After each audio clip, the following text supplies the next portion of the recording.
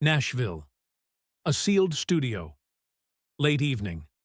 The kind of hour when decisions stop pretending to be temporary. The producer doesn't raise his voice. He doesn't threaten. He just says it flat, like a conclusion already reached. Make it sound more pop. Or, the record doesn't come out. The words hang in the air longer than they should. Johnny Cash doesn't argue. Doesn't explain what the song means. Doesn't remind anyone who he is. He reaches up and slowly removes the headphones. That small movement lands harder than shouting ever could. Because everyone in the room understands what it means. This isn't about arrangements, or trends, or radio playlists anymore. It's about whether a man is willing to erase himself quietly to stay employable. What follows isn't a dramatic walkout or a slam door. It's something more dangerous. A calm refusal that sets off a chain reaction. Contracts tightening, songs disappearing, doors closing without explanation. A choice that puts his career on a thin edge, where survival and silence start to look like the same thing. This story isn't about music getting softer or louder. It's about the moment a person realizes that betraying himself would be easier, and decides not to. Let us know where you're watching from, and we hope you enjoy the story. The hallway outside Studio A smelled of disinfectant and warm tape. Too clean for a place that used to breathe. Johnny Cash noticed that before he noticed the people.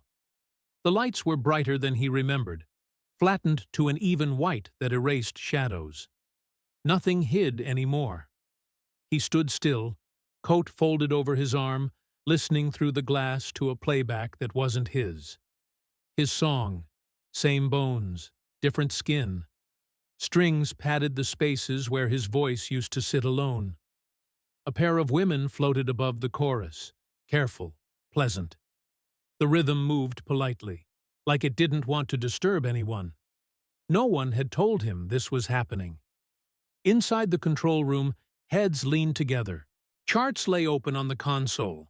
A pencil tapped time. When the door finally opened, the sound cut off mid-bar, as if someone had pulled the plug on a pulse. They greeted him with smiles that didn't ask questions. Sales were uneven, they said. Radio had changed. FM wanted something smoother, something you could leave on without thinking. He listened without interrupting, nodding once, maybe twice. He had learned years ago that anger wasted energy. Silence, used properly, did not. A contract folder slid across the table.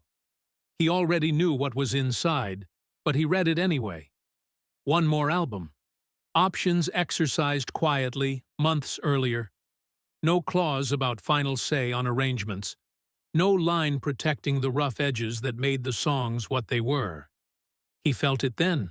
Not panic, not rage, but a tightening, like air pulled thin. The producer spoke carefully. Lower the grit.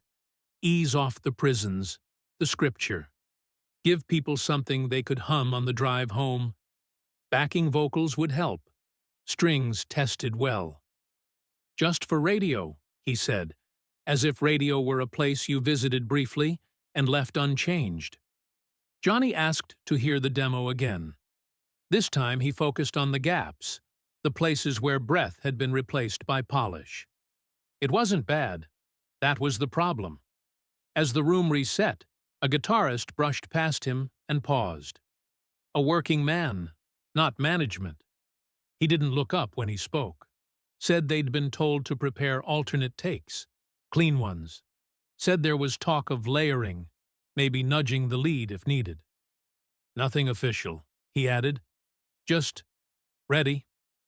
Johnny thanked him. No drama, no promises.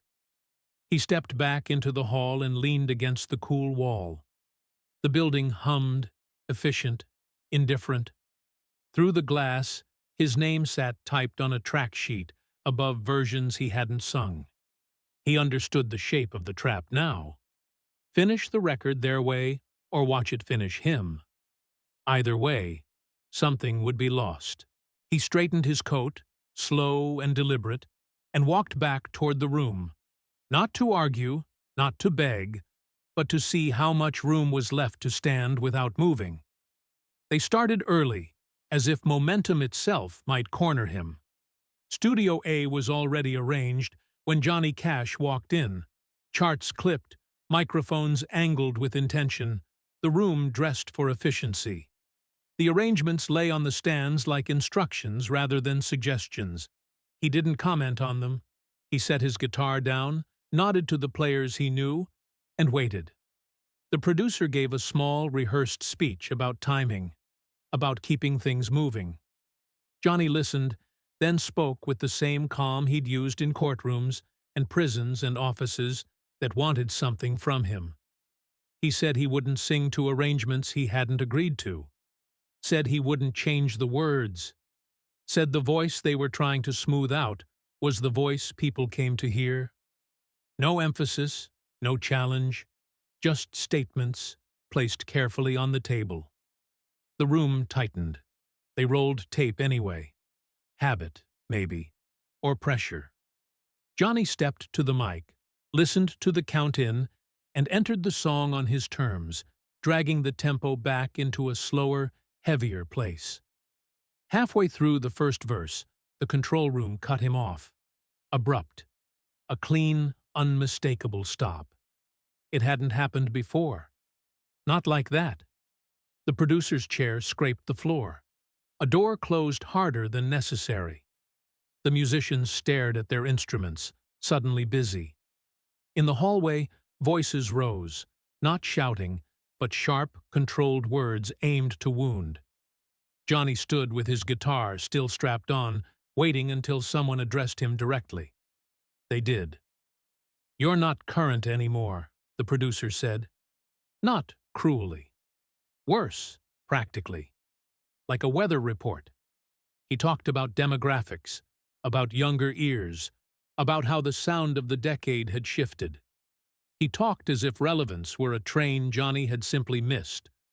Johnny didn't argue the point. He let the silence stretch long enough to make the statement feel less solid. Then he said something that landed sideways. "Give me 1 day. Not a compromise, not a plea. 1 full session. His song, his way. No strings, no added voices, no edits. If it failed, they could shelve it and move on exactly as planned." The request confused them. It didn't fit the rhythm of confrontation they'd prepared for. A day was nothing. A formality. A way to prove, on tape, that instinct no longer beat strategy. They stepped back into the control room. Calculations happened quickly. Risk measured small. The answer came with a shrug. 1 day. Johnny nodded once. He didn't thank them. He unplugged his guitar and walked out without urgency, as if the most dangerous thing in the room had already been decided.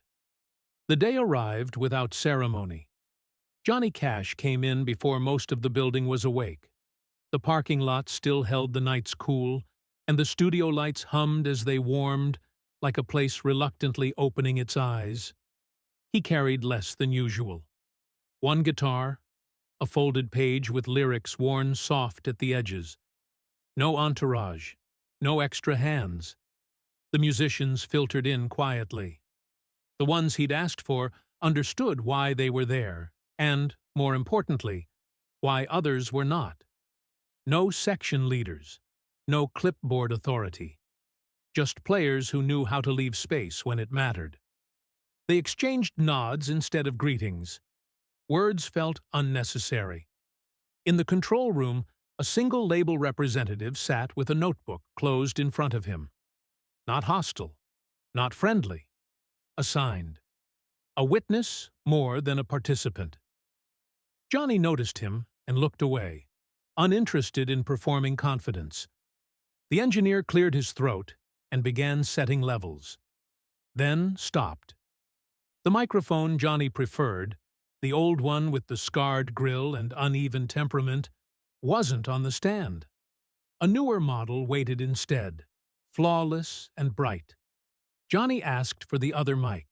The engineer hesitated, said it wasn't patched, said it had noise, said it hadn't been requested.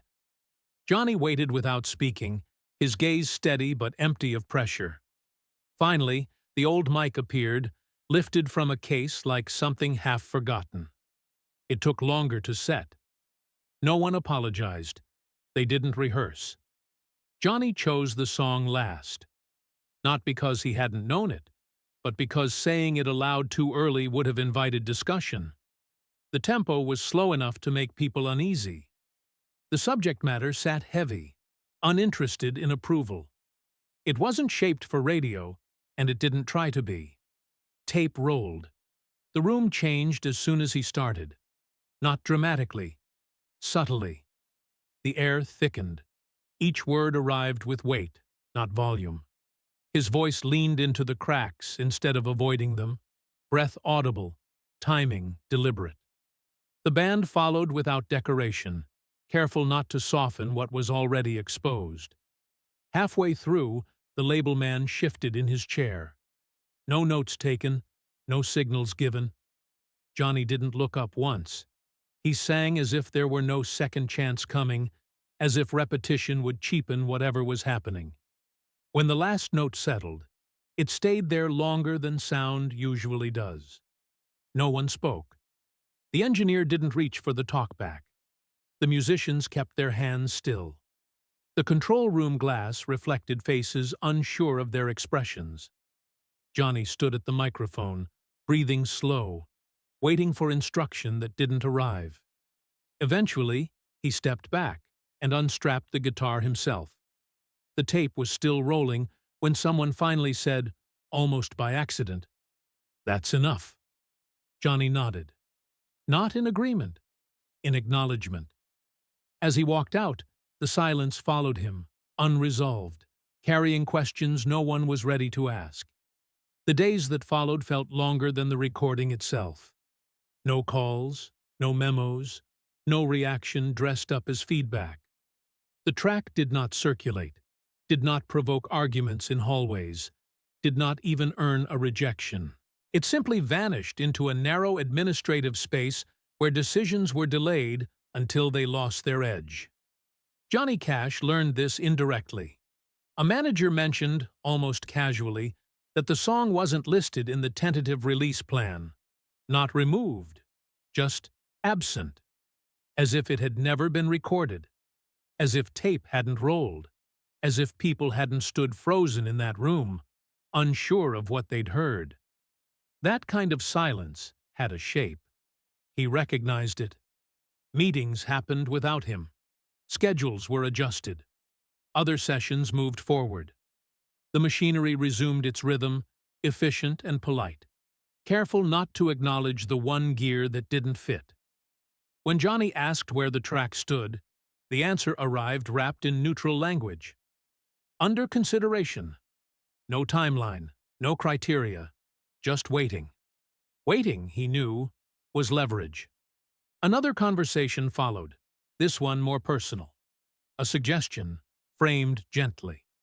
If he were willing to revisit some of the other material, smooth a phrase here, lighten a chorus there, the situation might resolve itself. The implication stayed just below the surface. Cooperation could rescue what defiance had endangered. Johnny listened. He asked no questions. He said nothing that could be quoted later. The room expected resistance and received observation instead.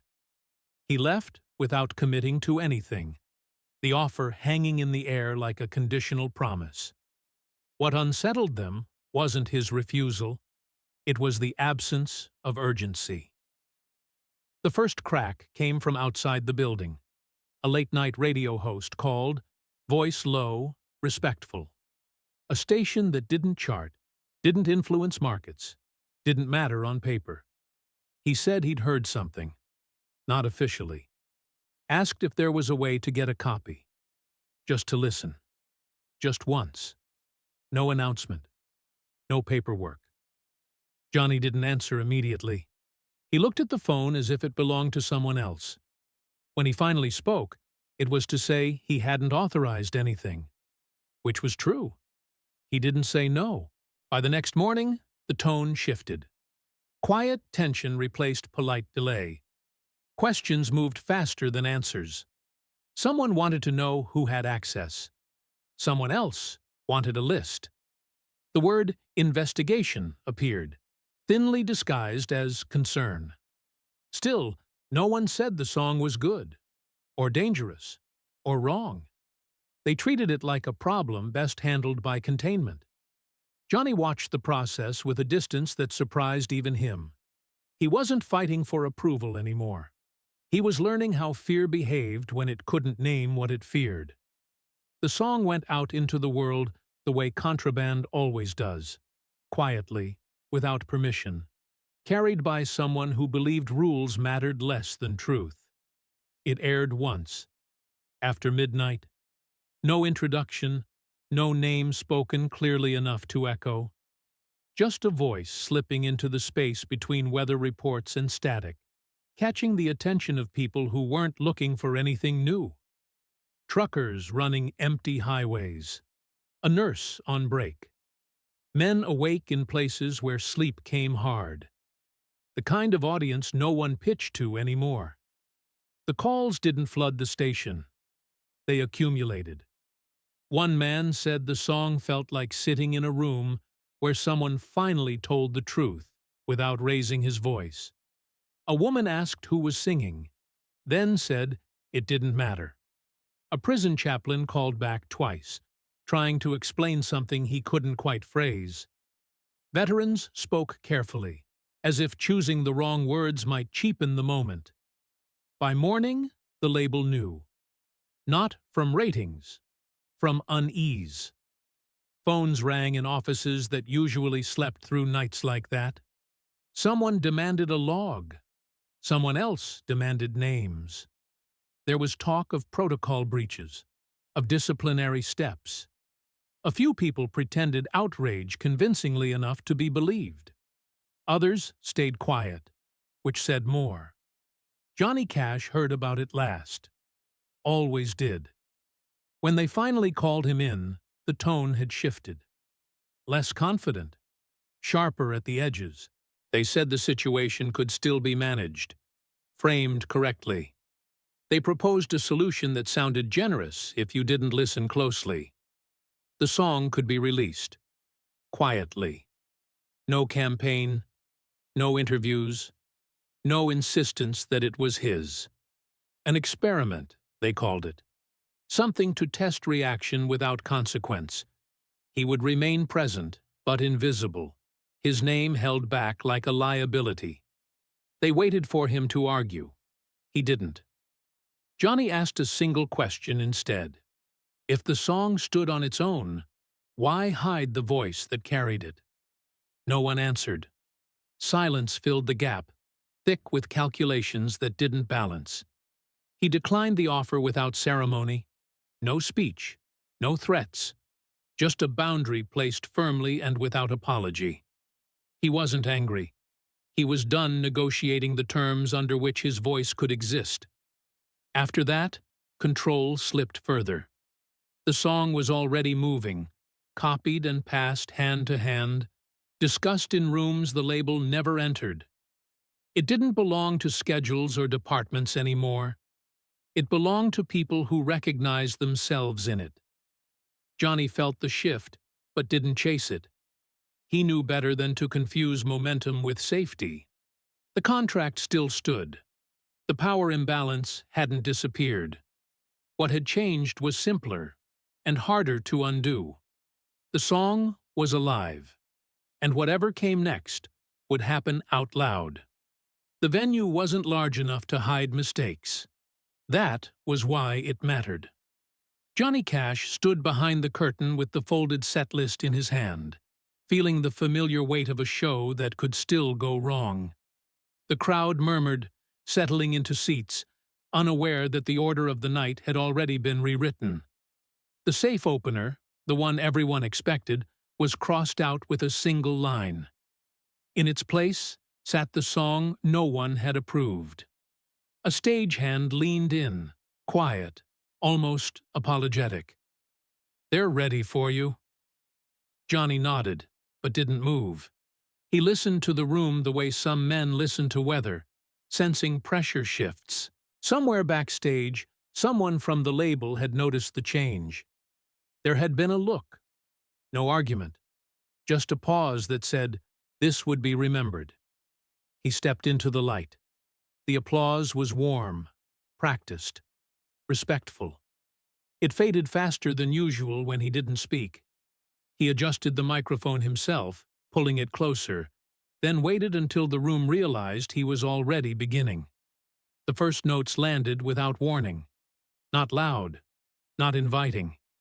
The tempo forced attention, slowing the air. A few people shifted in their seats. This wasn't where the night was supposed to start. Hands that had been mid-clap stopped. Someone coughed. The silence wasn't hostile, but it wasn't forgiving either. Johnny felt it immediately. The risk made physical.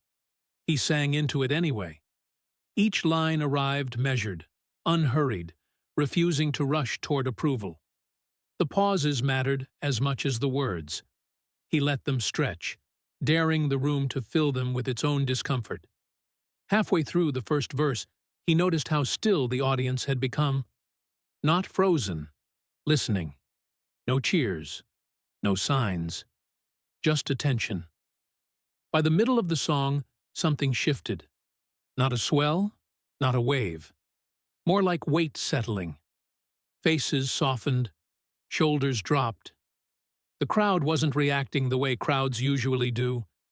They weren't being entertained. They were being trusted. Johnny stayed inside the song, careful not to lean on it for protection. When the last line faded, he didn't move. He didn't bow his head or step back.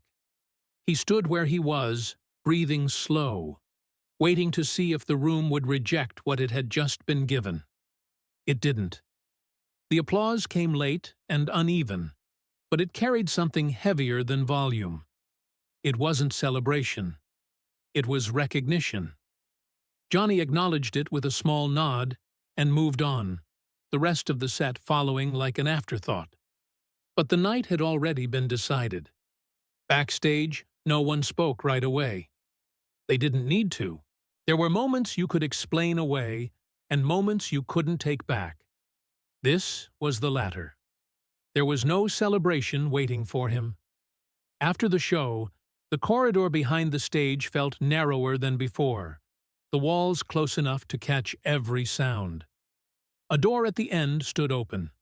Inside, a table, a few chairs, familiar faces arranged with professional care. No smiles, no anger, just assessment. Johnny Cash closed the door behind him and remained standing. They spoke first, because that was how these rooms worked. The performance had complicated things. Public response created variables. Risk had increased, but so had opportunity. They didn't mention the silence in the hall, or the way the audience had leaned forward instead of clapping. They talked numbers that didn't exist yet. Projections. Damage control. Their decision arrived wrapped in restraint. The song could be released. Limited pressing. No push. No real radio effort.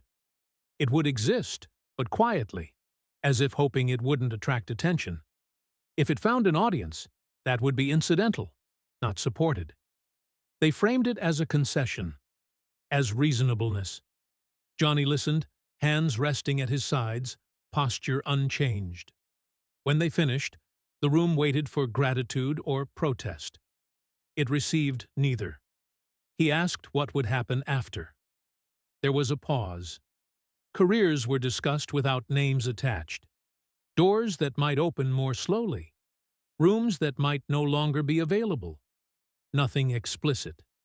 Everything clear. Johnny nodded once. He accepted the terms, not because they were fair, but because they no longer mattered the way they used to. The song didn't need protection. It had already crossed that threshold. The meeting ended without resolution disguised as agreement. No one shook hands.